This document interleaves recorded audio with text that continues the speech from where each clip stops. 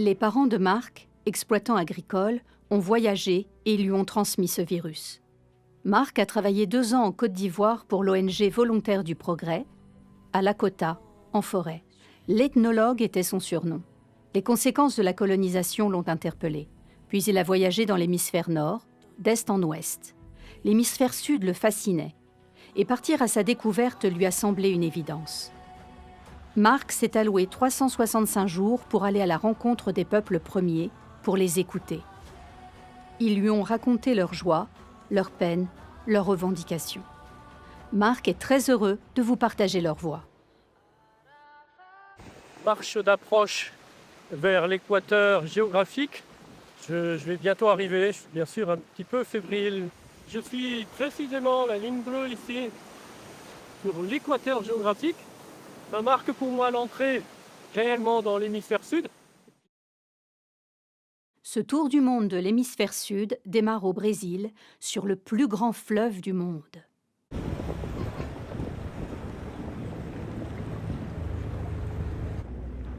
Grand départ pour 4 jours sur le fleuve Amazone pour rejoindre Manaus, la capitale de l'Amazonie.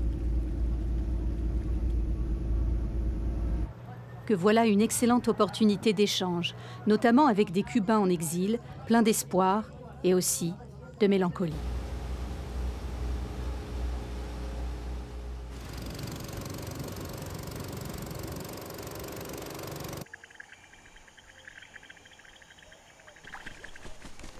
John, de l'ethnie Tikuna, est le guide pour ces 5 jours. Il vit ici avec sa famille. Il partage sa vie entre la pêche, la chasse et son activité de guide en immersion dans la jungle. Il s'amusera d'ailleurs à y perdre Marc.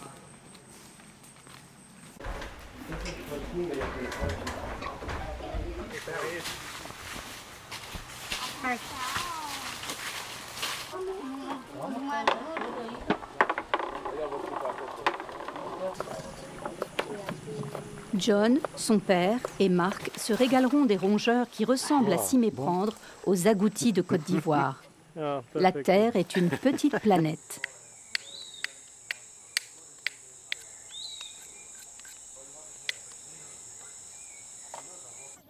Le mode de vie ancestral est à peine troublé par les smartphones. Pour Marc, Ushuaïa est un rêve de gosse. Il est tenté par les images de Cousteau, de l'Arctique, du Cap Horn. Il est comblé d'y poser le pied.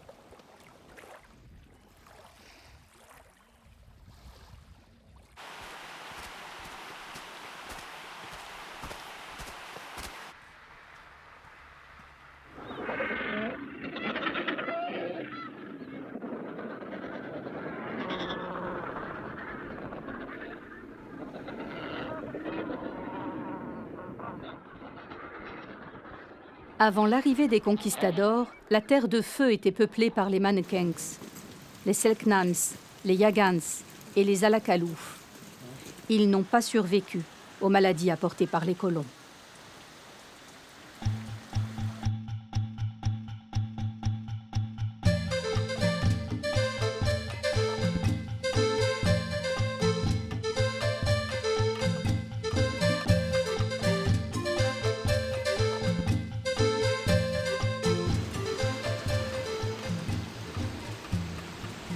Marc est bouleversé et en colère par cet anéantissement qu'il n'ose appeler génocide.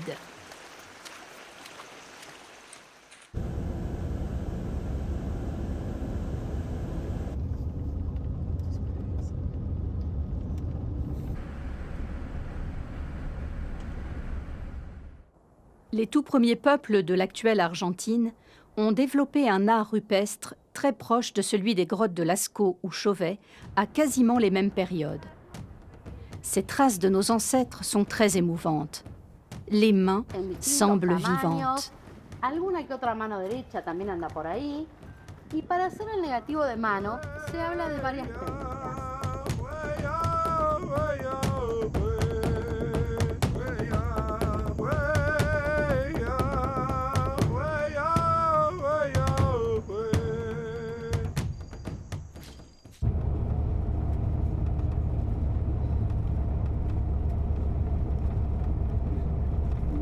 José, un gaucho de l'ethnie Tehuelche, élève ici des bovins et des chevaux. Il veille sur plus de 1000 hectares de pampa.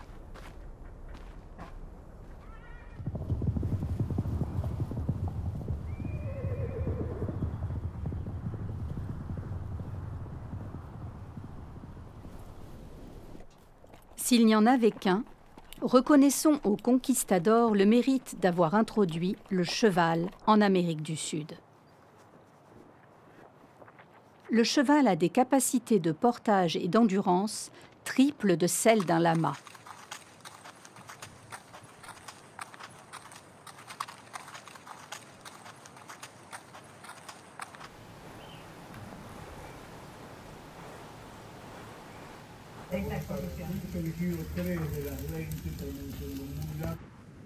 Soy Víctor José Villar y pertenezco al grupo de turismo rural, digamos. Estoy en la provincia de Río Negro, en el paraje Pichileuzo, que a 48 kilómetros de Bariloche, sobre la línea sur. El turismo rural se inició hace 12, 13 años por acá, o más, y nos dedicamos a mostrar lo que hacemos, cómo vivimos un campo, compartir con los visitantes, si hay trabajo para hacer, hacemos, si no, bueno, paseos a caballo, cabalgatas y caminatas, comidas típicas. Así que bueno, acá estamos, lo esperamos. Hoy me encuentro con Marcos y hoy sí, Carlos Estepa, más o menos 20 kilómetros. Il a fallu beaucoup de concentration à Marc pour s'habituer à l'accent de José. En y mettant tous les deux du leur, ils ont eu des échanges sur la fierté de José de posséder ces terres, sur son bonheur quotidien de vivre ici et celui de partager sa vie de gaucho. Adios, José.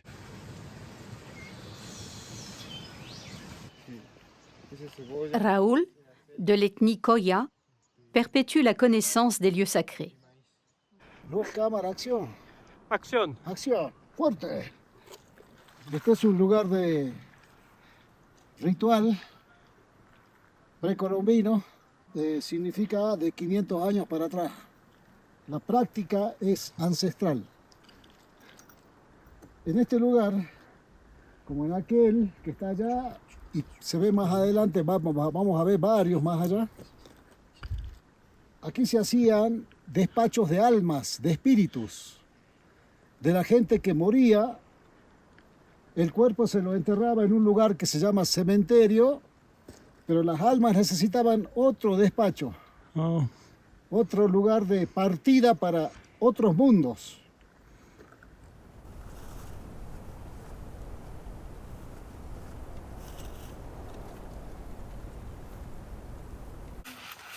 Raoul prépare le quinoa de sa production. C'est une longue préparation. Ups. Esto es como lavar oro.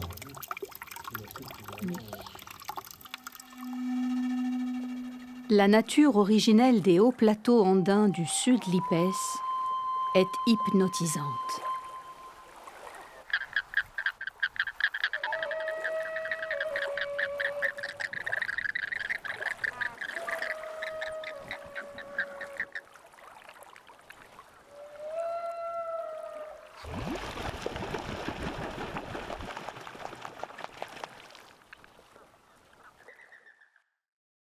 La culture et les traditions sont bien ancrées en Bolivie. Plusieurs civilisations pré-Inca avaient adopté la démocratie. La civilisation Tiwanaku a régi une partie de l'actuelle Bolivie de moins 4000 ans à moins 500 ans. Son organisation politique était très avancée. Ces figures représentent les dignitaires qui siégeaient régulièrement dans une assemblée démocratique. Lo siguiente, se han hecho análisis astronómicos, lo que indican que aproximadamente hace 1000 años atrás había más.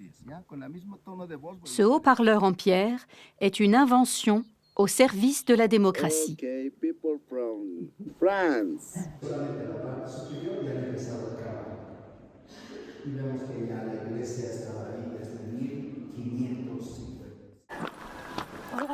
Buenas tardes.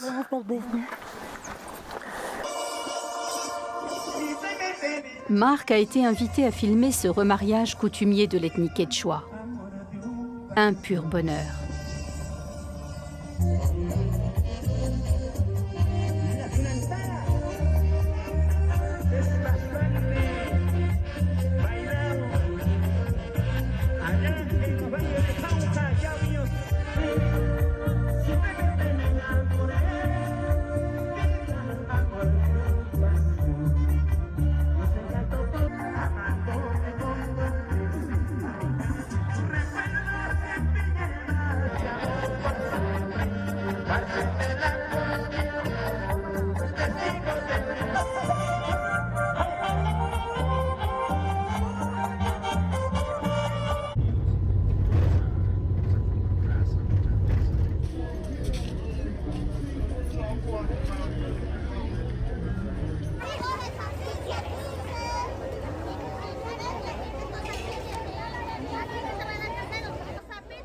Les alacitas sont de petites miniatures qui représentent un rêve de possession que l'on espère réaliser un jour.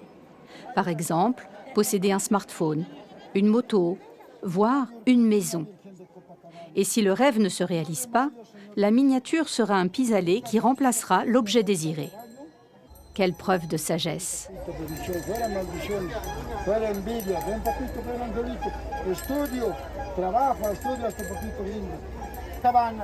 Señor de los milagros, Señor de la sentencia, bendice esta casa al año que se haga realidad. ¡Ay, ay, ay! Le Pérou est en ébullition. La lutte est institutionnelle. Les peuples premiers revendiquent leurs droits et leur place. Après 2 mois de grève et de lutte, le célèbre chemin des Incas rouvre en présence du vice-ministre du Tourisme. Chacun apporte son offrande lors de la cérémonie de la Pachamama. C'est un hommage à la terre-mère nourricière. Marc est guidé pendant les 4 jours par Hipólito, de l'ethnie quechua. Ce cheminement est jalonné de nombreux superbes sites. Hipólito est bavard et prolixe sur la culture inca et militant de la lutte des peuples premiers. Huaca sagrada, que quiere decir roca sagrada o huaca en el quechua. Écoutons les clés de la culture inca, bâtie sur une dualité telle que homme-femme. El sol, la luna, las estrellas, el trueno, el relámpago, está las cataratas, las grandes rocas, las lagunas, pequeñas o grandes, el océano con sus peces y la tierra con sus pecadores. Et la Pachamama. Pachamama. Hipólito a décrit la cosmovision andine. Uku Pacha, le monde d'en bas, sous la terre, symbole, le serpent. Kai Pacha est le monde où la vie se crée, symbole, le puma. Et Anan Pacha, le monde d'en haut, le soleil et la lune, symbole, le condor. L'association Solidarité Trek Inca aide des écoliers quechua isolés des hauts plateaux andins.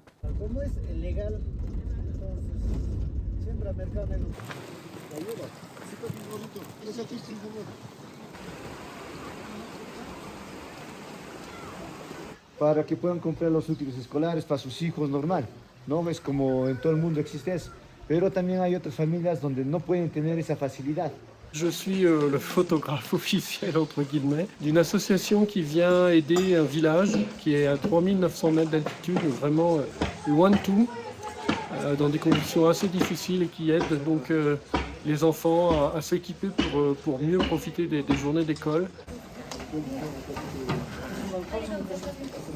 Ici, on a lo que c'est les sacs à dos. Okay. Il y a des gommes, il y a des stylos, il y a des crayons.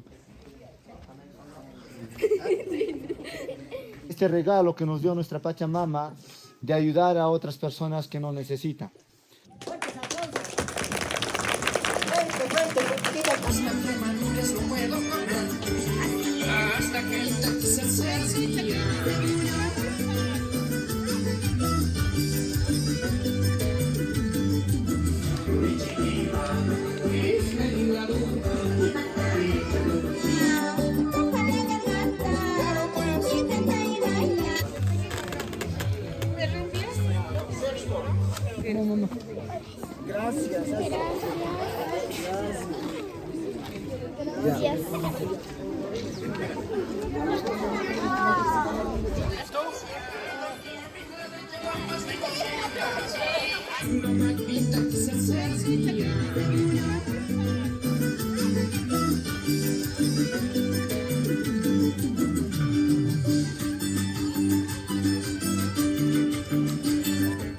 L'Équateur est un petit pays à la géographie diversifiée.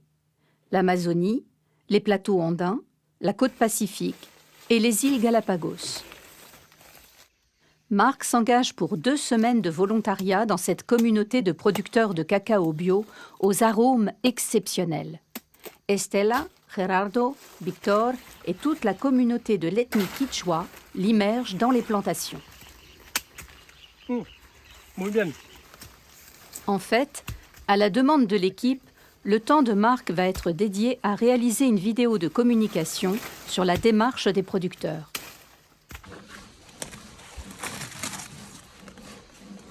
Tiene 5 días de fermentación.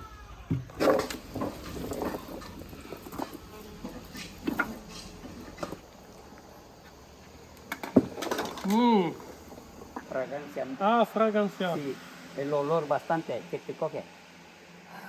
Es un poquito como la fermentación del vino. Ah, yo no tengo idea. Ah, sí, sí. Estela est la présidente du groupement. Muy buenas tardes. ¿Qué es para usted Huayta? Muy buenas tardes. Huayta es el aroma de las flores. En este campo, como agricultores, nosotros apercibimos diferentes fragancias, pero en especial como nosotros producimos cacao fino de aroma. ¿Cuál es su motivación o cómo usted se motiva? Unirnos hombros para poder progresar. Mi nombre es Germán Chivango. Es importante conocer bastante la construcción, las fechas lunares y también dar a conocer la construcción que se llama la bioconstrucción, importante, dar una atención a la inmensidad y la cultura más grande que existe en la Amazonía. Hace 1000 años nuestras costumbres, nuestras el calendario lunar, ¿no? Hemos conservado. Es más importante conocer las prácticas ancestrales milenarias. Hola a todos, ¿qué tal? ¿Cómo están? Soy Víctor Coquinche, el creador de esta gran iniciativa, Asociación de Producción Agropecuaria Mixquirruna Gente Dulce. ¿Cuál es nuestro siguiente plan? Es seguir impulsando, buscando mercados en el cual podemos nosotros comercializar y agregando valor durante toda la cadena para poder demostrar a nuestros clientes la alta calidad y el precio con el cual estamos entrando al mercado. Esto no hubiera sido posible gracias a ustedes, socios, accionistas de Mixquirruna. El agradecimiento fraterno con todo mi corazón. Muchas gracias y sigamos en la lucha. La mise au point de la vidéo finale a été longue et délicate. Nosotros somos productores. La réunion d'information et la fête ont propulsé le projet Huayta. Muy buenas tardes. Ushi chishi. También tenemos con personas con capacidades diferentes.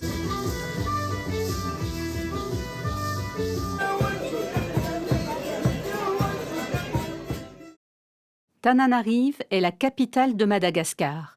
C'est le pays le plus pauvre de l'hémisphère sud.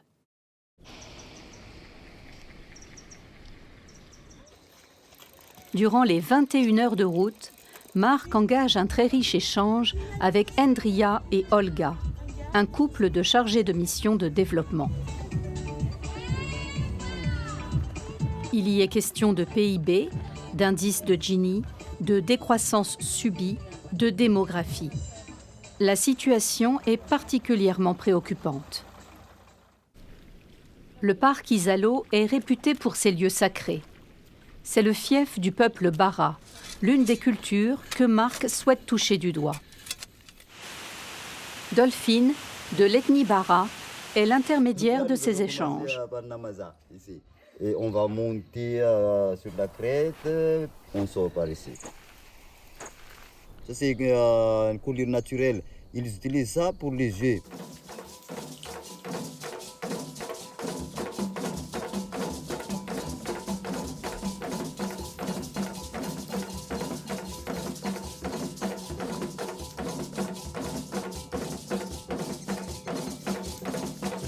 Une statue de caméléon.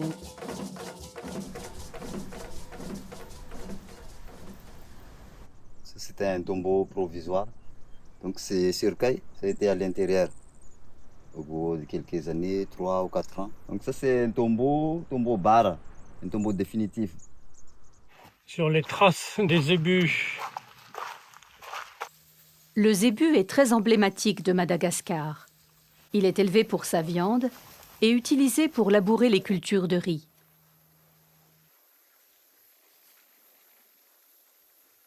Bonjour, et comment tu t'appelles et qu'est-ce que tu fais ici? Eh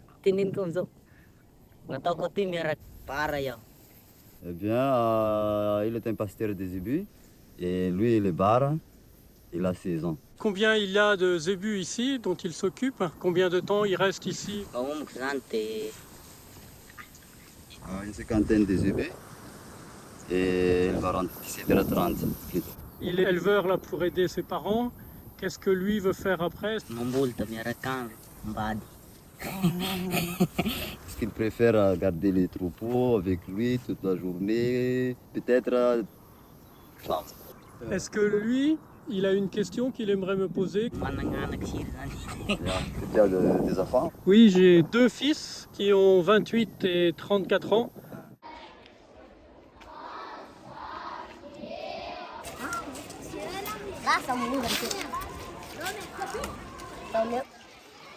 Au dîner, Viviane, la directrice, explique le fonctionnement de ce lycée. Elle est très engagée pour les 1000 élèves de ce quartier très pauvre. Elle propose à Marc de filmer la fête mensuelle.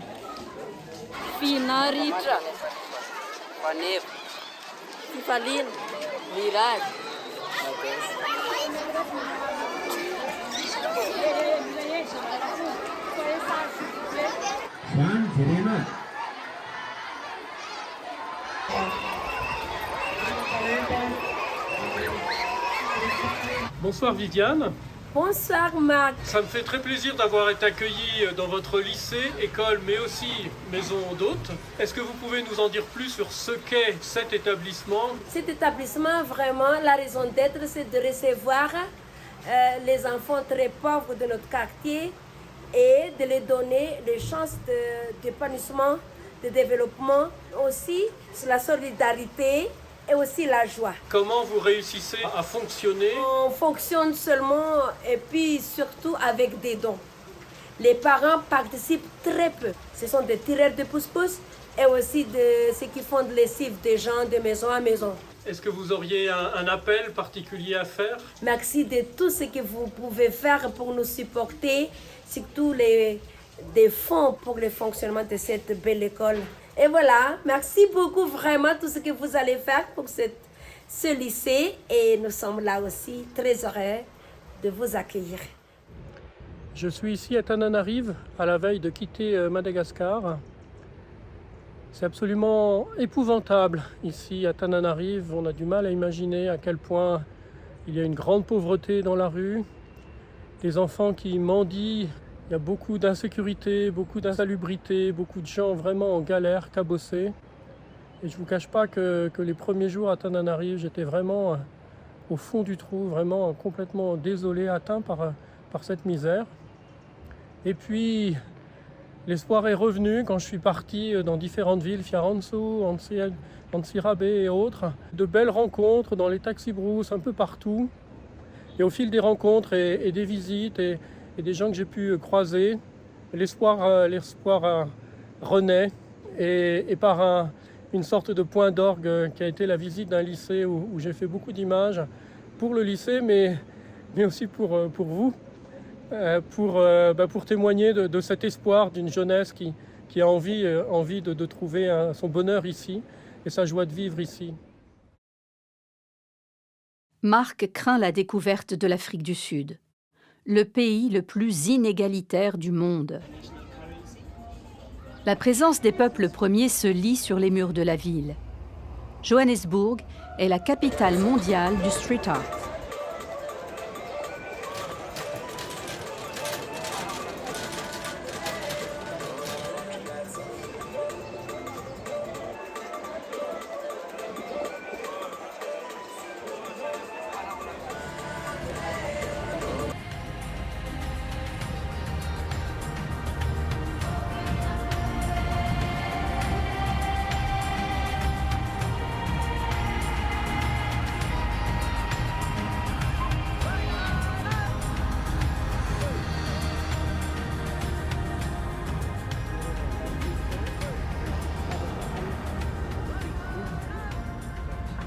Kaiser, de l'ethnie Xhosa, habite à Soweto depuis toujours.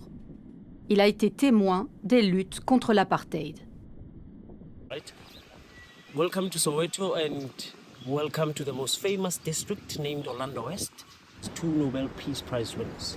The first one is Nelson Mandela and Archbishop Desmond Tutu. Okay?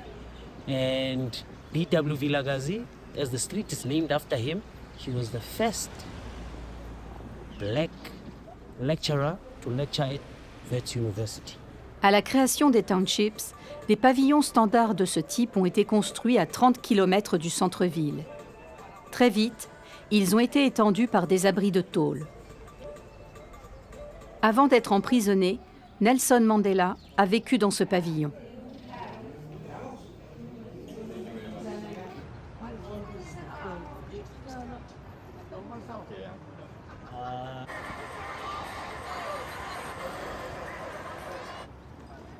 L'éducation est en place dans ce quartier central de Soweto. Il en est tout autrement dans les tentaculaires bidonvilles de la périphérie.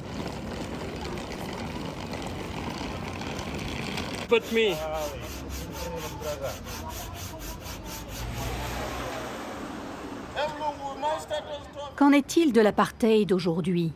Cette question taraudait Marc. Au XVIIe et XVIIIe siècle, les Afrikaners, des colons néerlandais de confession calviniste, ont introduit la notion de hiérarchie des races. Le blanc est tout en haut, les colorés sont au milieu et les noirs tout en bas. Les Afrikaners, fermiers, artisans, commerçants, ont asservi les peuples premiers. En 1886, la découverte de gisements importants d'or va largement bousculer le pays avec une immigration de chercheurs d'or.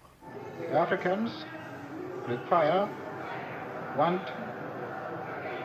franchise, basis of one man, one vote. They want political independence. And I think the time has come for us to consider, in the light of our experiences in this stay at home, whether the methods which we have applied so far are adequate.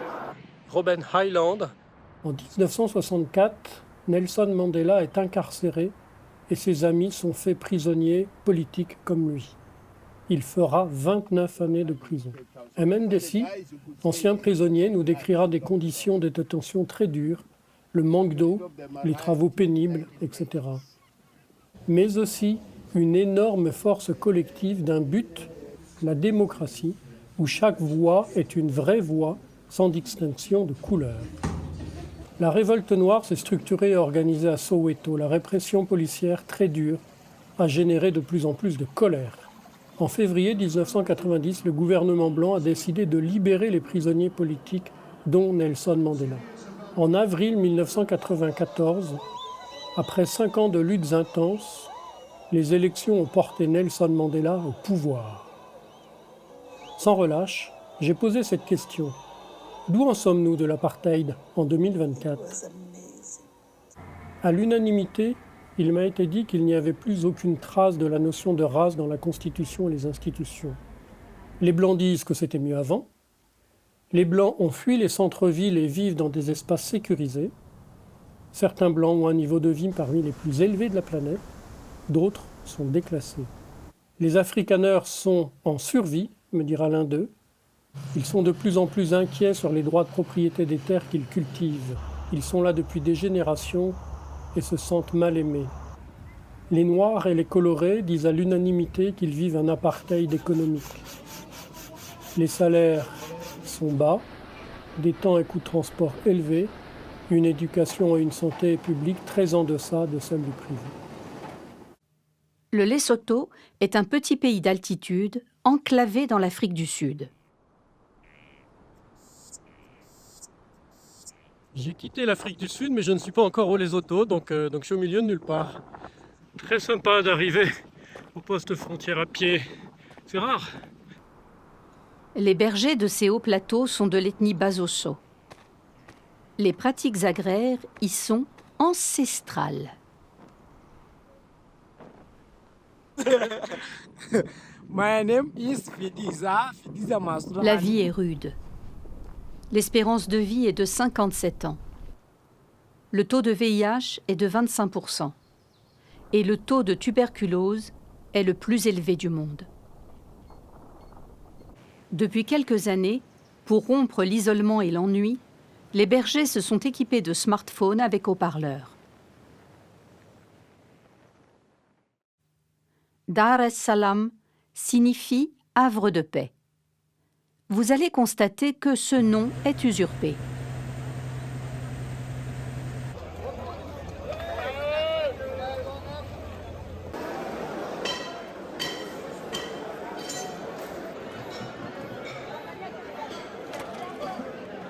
Cette criée est régie par des codes subtils. Ce sont les femmes qui achètent. Elles ont pris le pouvoir sur les pêcheurs.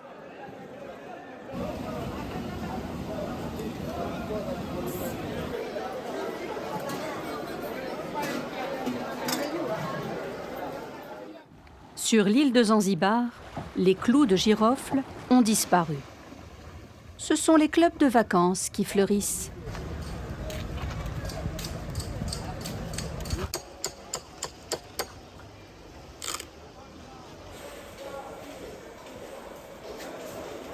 Plaque tournante de la traite de 4 millions de personnes, Zanzibar a érigé un musée. Il y est décrit une tentaculaire organisation de soumission et acheminement des futurs esclaves. La cruauté de cette organisation est absolument insoutenable.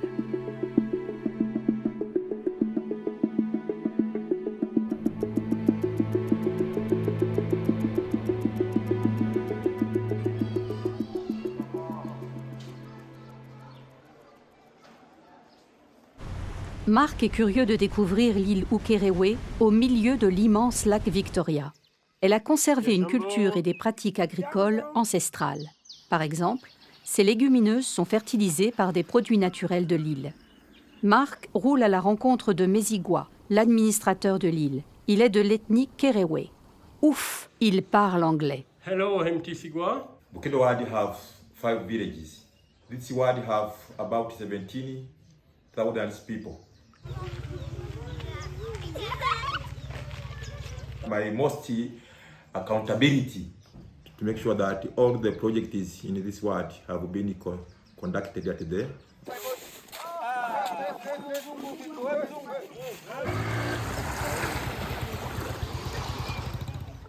Ah, la culture Maasai. Marc a très envie de la découvrir. Serea lui livre son point de vue de femme Maasai. Hi, I am Serea. I am living in Longida. I am a tour guide. I have like 24 years when I am guiding, and also I am a guide I like to take my visitor to the Boma. En chemin, Serea raconte la galère des femmes Maasai très maltraitées par leur mari. Une de ses amies, troisième femme d'un homme qui la battait, a mis 4 ans pour que le chef coutumier accepte une séparation, puis 2 ans pour que le droit tanzanien prononce le divorce.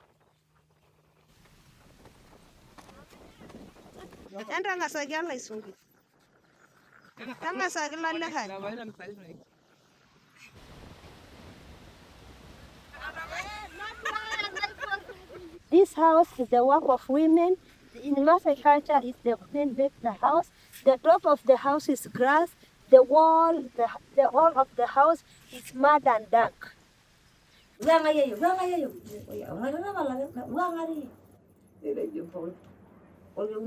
Marc quitte le village en colère contre les hommes Maasai, qui considèrent leurs femmes à peine mieux que leur bétail.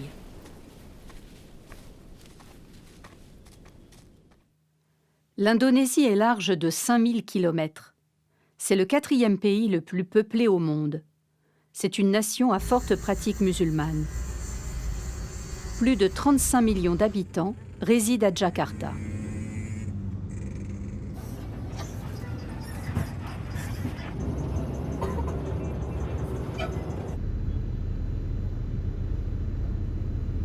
Des traces d'Homo erectus, nos ancêtres, datent de plus d'1 million d'années.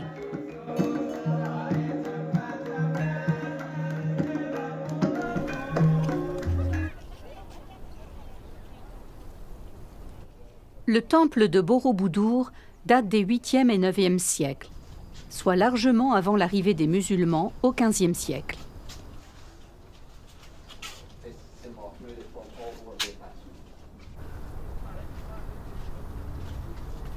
Le très érudit Kedek, de l'ethnie javanaise, est le médiateur de la culture bouddhiste. The statues are different. Hand pose.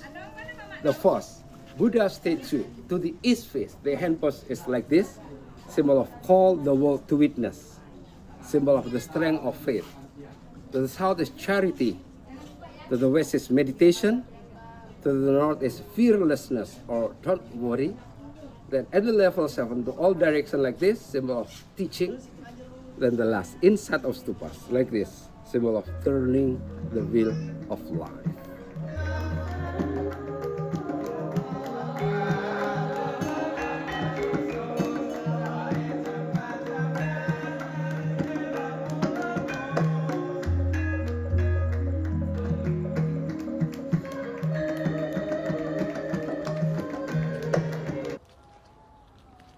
La cosmovision bouddhiste expliquée par Kedek rappelle celle des peuples andins décrite par Hipólito, au Pérou. Le monde d'en bas, sous la terre, au milieu le monde de la vie, le monde d'en haut, du soleil, de la lune.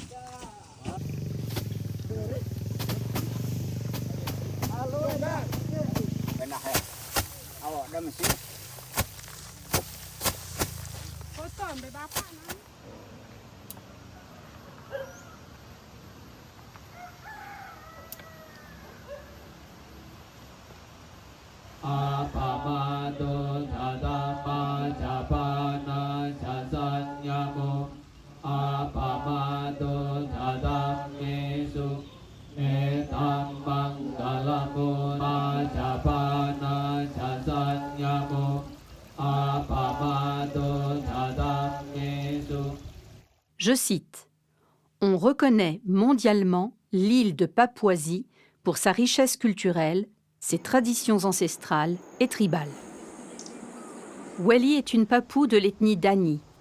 Elle sera la guide de Marc pour la semaine. Imaginez la joie de Marc de passer une semaine en immersion complète à côtoyer des Papous.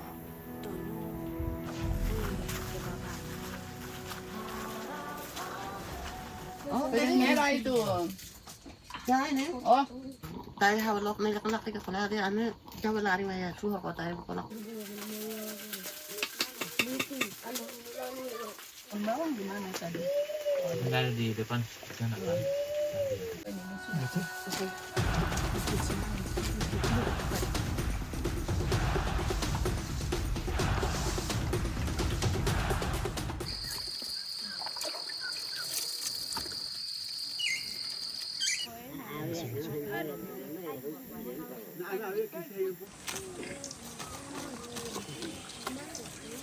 Le chef du village illustre la récolte du manioc avec des gestes précis d'une grâce infinie.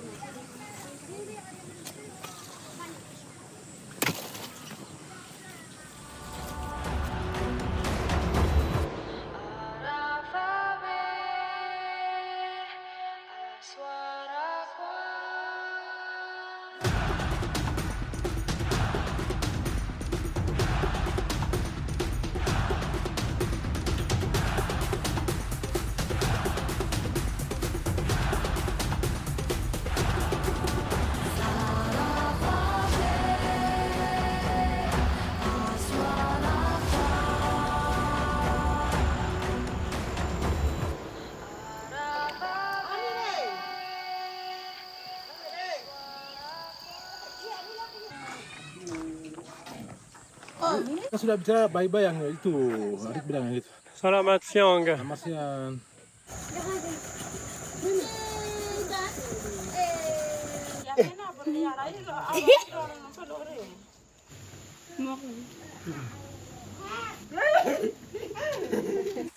Le fruit rouge a de nombreuses vertus médicinales, dont celle de donner de la vigueur.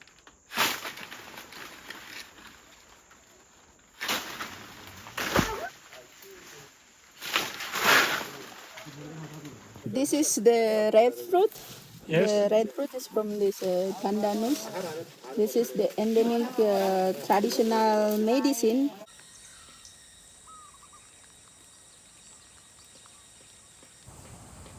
Margaret et son cousin John reçoivent Mark.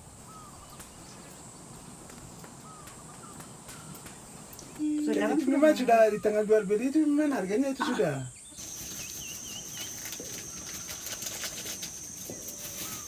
Alors, 20 good fish. No. So this is how we make bakar batu, but we try to make with a stove. Inside we have white pumpkin, we have corn, we have chicken meat, white pumpkin leaf. Mari plastik ini taruh di sini. Plastik taruh di sini.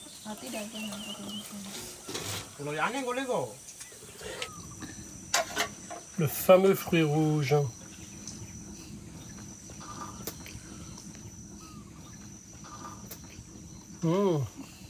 C'est bon. C'est sans doute assez huileux. Avec des parfums de fleurs, ce qui est assez surprenant. C'est le repas de départ. Les hôtes ont questionné Mark. Qui est-il? Son voyage? Quelle famille? Sa vie en Europe?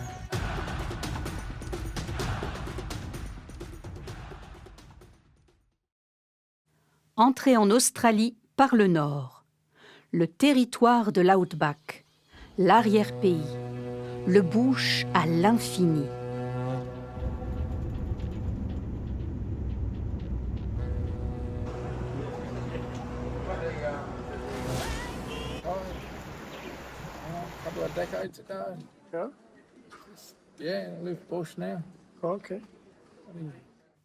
L'échange avec ce couple mixte a été très sympa.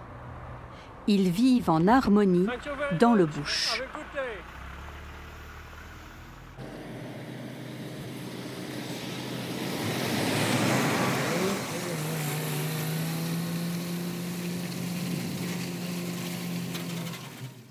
Longue route à la découverte des peintures rupestres de nos ancêtres.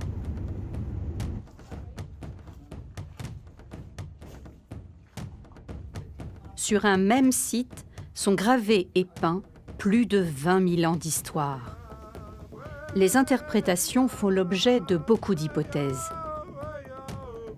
Au fil des siècles, cet art se complexifie et incorpore de nouveaux symboles.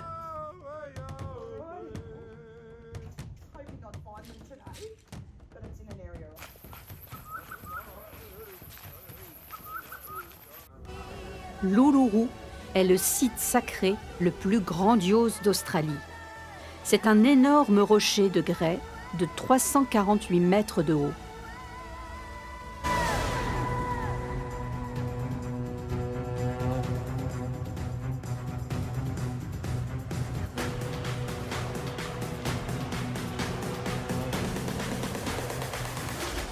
La culture des aborigènes est très vivace et perdure, entre autres, lors de rassemblements dans ce dédale de rochers. Le lieu est chargé d'énergie. Mark en frissonne.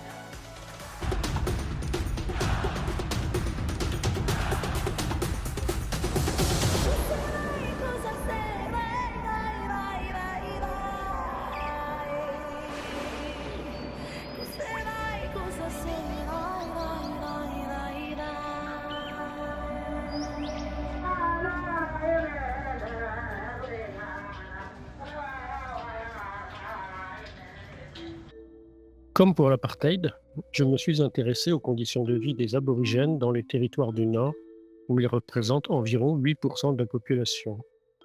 J'ai interviewé 4 personnes, une femme blanche qui a travaillé 7 mois dans une communauté aborigène, un métis rencontré dans le bus, un couple qui vit à Darwin et une femme qui vit à Alice Springs. Ce que j'ai entendu. Des maisons leur ont été allouées sur les terres de leurs ancêtres. Des écoles, des équipes éducatives et de santé sont présentes dans les communautés. Leur culture et les rites associés sont très vivaces et sont transmis aux plus jeunes. Les aborigènes reçoivent une aide d'environ 200 € par semaine. Sur la longue route entre Darwin et le sud, chaque heure de service, j'ai vu de nombreux aborigènes qui déambulent à toute heure du jour et de la nuit. Il m'a été dit qu'ils y trouvent là une animation qui fait défaut dans leur communauté. Les non-aborigènes ressentent de l'insécurité, même s'il n'y a pas d'agressivité envers eux. Il paraît que des ados font des bêtises, comme celle d'emprunter une voiture pour faire quelques kilomètres. Je n'ai pas vu de gens saouls ou drogués, mais j'ai constaté un très mauvais état de santé général, du désœuvrement et une immense mélancolie.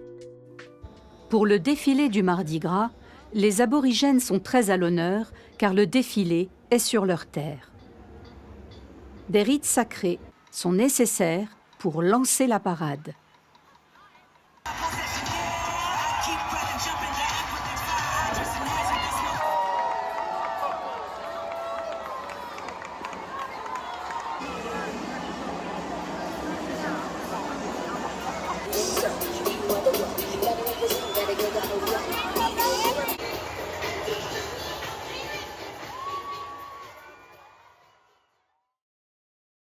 La Nouvelle-Zélande est à l'exact opposé géographique de la France. Bonjour, de Queenstown, en Nouvelle-Zélande, sur l'île du Sud. Je cite, « La Nouvelle-Zélande est réputée pour sa biodiversité, ses volcans, et plus encore pour une harmonie entre les Maoris, peuple premier, et les immigrés. » Marc trépigne de curiosité.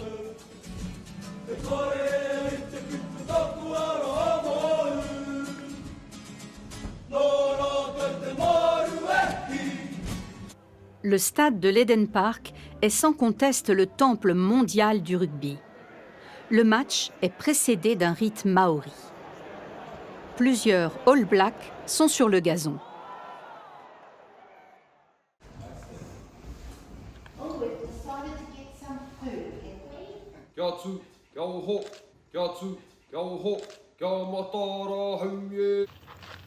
Cette longue pirogue rappelle l'appartenance des peuples premiers de Nouvelle-Zélande au triangle polynésien composé d'Hawaï, de la Nouvelle-Zélande, de l'île de Pâques, des îles Samoa et Tonga et de la Polynésie française.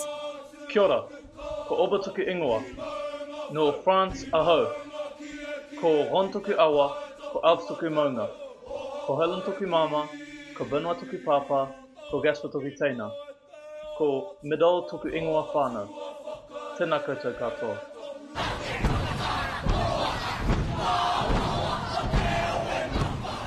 Marc est très impressionné par Aubin et Gaspard, les fils de ses amis français. Aubin et Gaspard s'imprègnent de la culture maori et se l'approprient au point de participer à un concours de haka avec des natifs maoris. Que voilà un bel exemple de symbiose culturelle. Au fil des rencontres, toujours très accueillantes, mes interlocuteurs m'ont raconté leurs joies, leurs peines, leurs revendications. Un grand merci à chacun d'eux, j'en suis très ému. Les peuples premiers rencontrés ne se plaignent pas, ils font preuve de résilience. Imaginez 10% d'inflation par mois dans certains pays. Ils ont beaucoup de sagesse et d'imagination. Pensez aux azalitas, ces petites miniatures d'un objet désiré. Ils se battent pour défendre la démocratie, l'égalité de vote, un homme, une voix, comme disait Nelson Mandela. Ils manifestent pour changer les institutions, pour obtenir la place qu'ils méritent. J'ai entendu de l'espoir pour un monde meilleur et aussi de la colère face à une situation qui se dégrade. L'Australie et la Nouvelle-Zélande sont deux pays à part. Ils sont riches. La place des peuples premiers y est très différente. Ce voyage m'a amené à me poser beaucoup de questions. Il m'a convaincu de l'importance d'écouter, d'essayer de comprendre l'autre, sa culture, ses aspirations, son mode de vie. J'ai cette vision que notre monde est une petite planète et que nous avons la responsabilité de partager ses richesses et nos savoirs. Merci à vous.